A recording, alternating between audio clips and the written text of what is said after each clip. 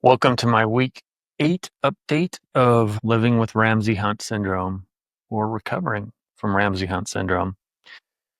Today I've got a number of things to talk about. I went and saw an audiologist and my ear, nose, throat doctor for the first time in 6 weeks. I had a setback. I did a new chore, driving a little bit longer, and I got a couple of questions. Is my eye going crazy? And should I be on a podcast? So, first update, I went and saw my ear, nose, throat doctor and an audiologist in his office. I went to the audiologist first. Here is my hearing report, and you can see some scribbling. The X's at the top are my good left ear. You could see on some of the lower ranges, I was a little bit under. They drew a line where good was in terms of good hearing. So, I don't know, maybe too much bass. They say usually your hearing loss goes in the higher ranges, but then down at the bottom, you see the triangles, and that is my right ear. The test was interesting. They crammed some things in really hard. They did some tones, and I pushed a button to when I heard something. The interesting thing about the bad ear is it is functionally deaf. It's so bad that I can't even use a traditional hearing aid. Now, I was excited because I actually heard some tones. I was like, oh my gosh, I can hear something. That's amazing. But the audiologist was very pessimistic. He was like, oh, you're not going to be able to use a traditional hearing aid because that just amplifies sound and you can't hear much.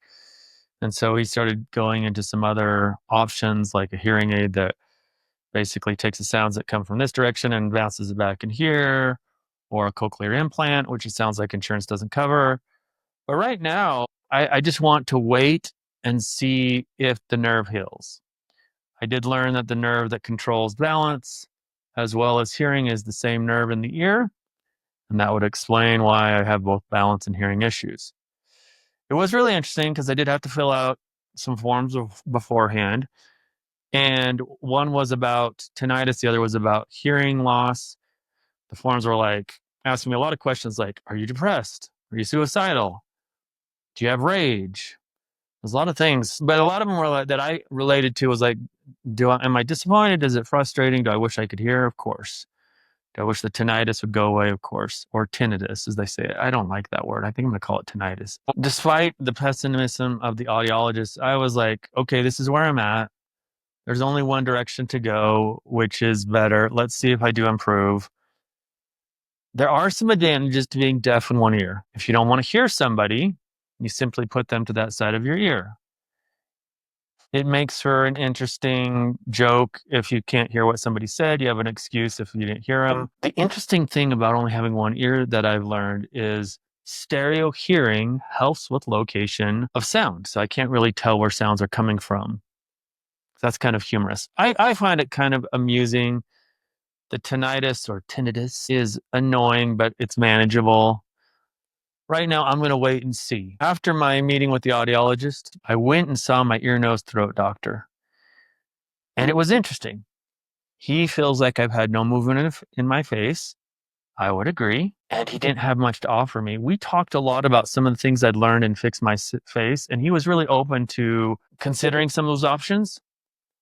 One of the things they talked about was calcium channel blockers, and he prescribed them to me. I haven't started taking them yet for a reason I'll talk about a little bit later. But I was grateful for his willingness to consider some alternatives. I was grateful for the fact that he gave me a good diagnosis and got me on the right medications early. He set me up for vestibular therapy, which I'm going to start here in a week. And then he fired himself.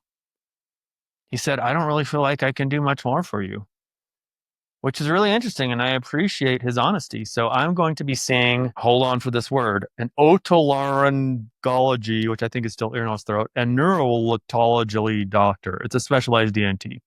He recommended that I go to that level because he just doesn't feel like he has the tools to keep helping me. So a little bit sad, but I am grateful that he was honest with me. Now, let's talk about the reasons I'm not starting on that medicine right away. I had a setback. My stomach's been a little bit off this last week. So the day after I had my doctor's visit, that evening, I went to sleep and I woke up feeling not so good, needed to get to the bathroom.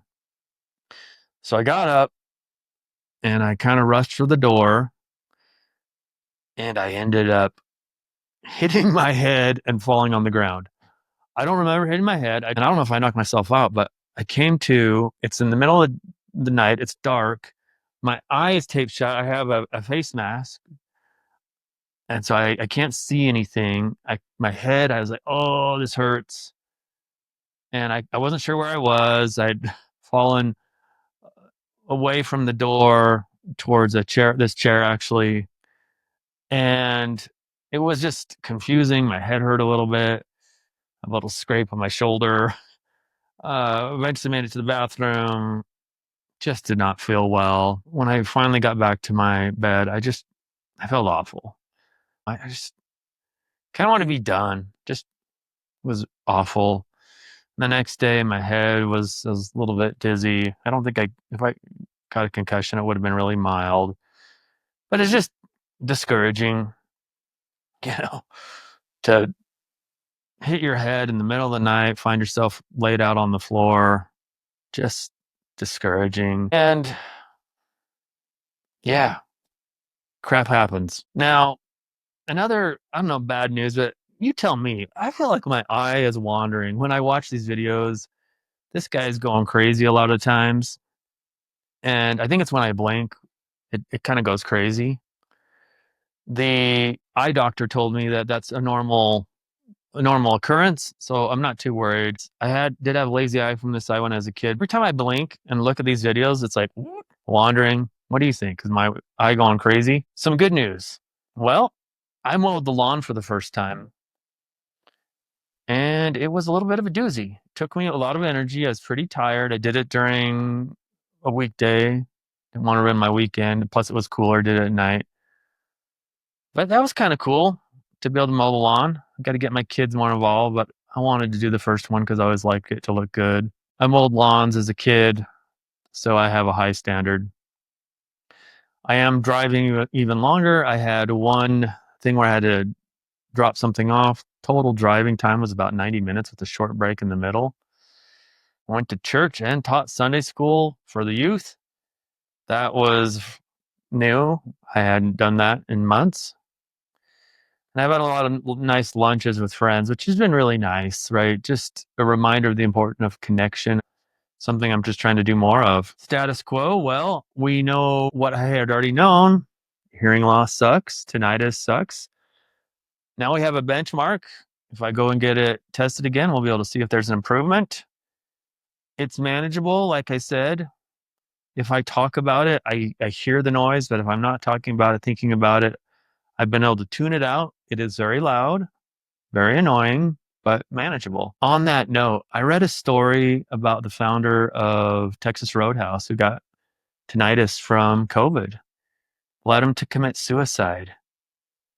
That's super sad. I'm grateful that I've been able to manage this. It is pretty annoying. I'm not going to lie. It could drive me crazy if I let it, but I'm not suicidal. Continue to do acupuncture and Chinese herbs, and I still get tired. I went to another football game with my daughters, wore me out. The lawn mowing was pretty tiring. My wife said, "Hey, how'd you handle it?" I said, "Well, it's my vestibular therapy, right? I had something to hold on to, so I'm not going to fall." But I was definitely very tired at the end of the night. But it's good to feel tired after you've done something productive. Let's do a palsy check. Raise the eyebrow, close the eyes, flare the nostril, smile, frown, whistle. I'm still not seeing any movement. You saw a video from a couple weeks ago. There's that chart. Here it is again. I just crossed the 8-week mark. It's not good. That was one of the things that my doctor did that was a little troubling. His body language and the way he described my symptoms was like very pessimistic without trying to be pessimistic. There is a 25% chance that I won't recover. And I want to say he brought that up. We talked about that. But again, I think, well, guess there's a 75% chance that I will get some recovery. At this point, there's really only two things I want. I want to be 100% past the vertigo. I want to be able to run, ride my bike, swim, and I want this eye to be able to blink and not have to manage it as aggressively as I have. I think I've come to a resolution that if everything else stays the same, I can probably live with it. Would it be really awesome if it got better? Yes, but I think I can live with it. Kind of on a mental work front, I got up to 35 hours of work this week, which is pretty cool because I like to work. It gives me a lot of happiness. So I'm pretty close to working a full schedule. One of the questions I have if you're watching this is, do you feel like my speech is adequate for a podcast? We started a podcast at the beginning of the year, and I'm the host because I'm really good at asking questions and thinking on my feet, as well as contributing to the conversation. Obviously, when I got ill, we had to cancel all the episodes. My hesitation right now is my speech adequate? So I'd love to hear from you. Do you think that my speech is adequate for a podcast? There's certain consonants that I don't feel like I can articulate clearly. PR, press. I'm trying to think of other words that say PR. There's certain consonants that I struggle with, but my team and everybody else is saying they feel like I'm speaking pretty clearly. I don't. Emotionally, the biggest thing was the fall. Falling was really discouraging, a lot more so than my doctor visit and my audiologist visit. Surprisingly, I was just in my mind, yeah, I'm still going to get better. I know you guys are a little bit pessimistic because of the lack of progress, but I think I'm going to be okay. But that fall was discouraging. Oh, on a positive emotional note, I had some really great visits with some friends. I really need to prioritize just getting together. One of my friends said something really insightful, also a guy, and he's like, man, I'm just kind of down in my office working. Those of us that are behind a computer, a lot of us are working remotely. He's like, my wife feels like I'm a hermit. And this is something that I've noticed a lot of us guys, we stick to ourselves. So I'm really going to try and prioritize spending time with friends and family more regularly because it's important and it's positive. My final thought is a thought of endurance. Now, I'm an endurance athlete. I've been running marathons since I was 25, been running since I was like 8. I've also done a lot of triathlons up to a half Ironman, ridden my bike really far. Probably the longest bike ride is about 112 miles. So I've always done this for 25 years. I've been doing these sports and I love it. It's crazy because it sucks, but there's a principle of endurance. And I think it's a life principle. I think there's a spiritual principle. Jesus said in the book of Matthew, but he that shall endure unto the end, the same shall be saved. Now, the principle of endurance in my mind is life is not meant to be easy. We're supposed to endure struggles and challenges. If you go back to my video from week 3, I talk about the purpose of suffering.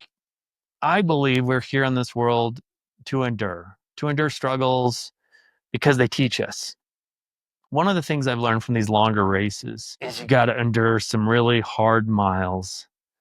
There's always going to get a point where it just is miserable. And you just got to keep pushing forward. Sometimes you push forward and it gets easier. Sometimes it does it and you just have to endure to the finish line. As I went through the setbacks of this week, the fall, and maybe some discouragement from my doctor's visit, I'm just reminded you got to endure. You just got to hang in there. Endurance is part of life. And those who endure well learn a lot. They grow a lot. I feel pretty lucky. There are physical conditions that are a lot worse. There are people with Ramsay Hunt that I've seen on some of the groups I'm a part of that have had it for decades. So 8 weeks, it's still a drop in the bucket. But enduring is hard. It's important. We can do it. Hope you've enjoyed this week's update. I hope you'll come back in the future. If you liked this video, go ahead and like it. Ask me a question in the comments. Subscribe to my channel so you can be updated when I release new videos, and share this with your friends if you think it'd be valuable. Talk to you later.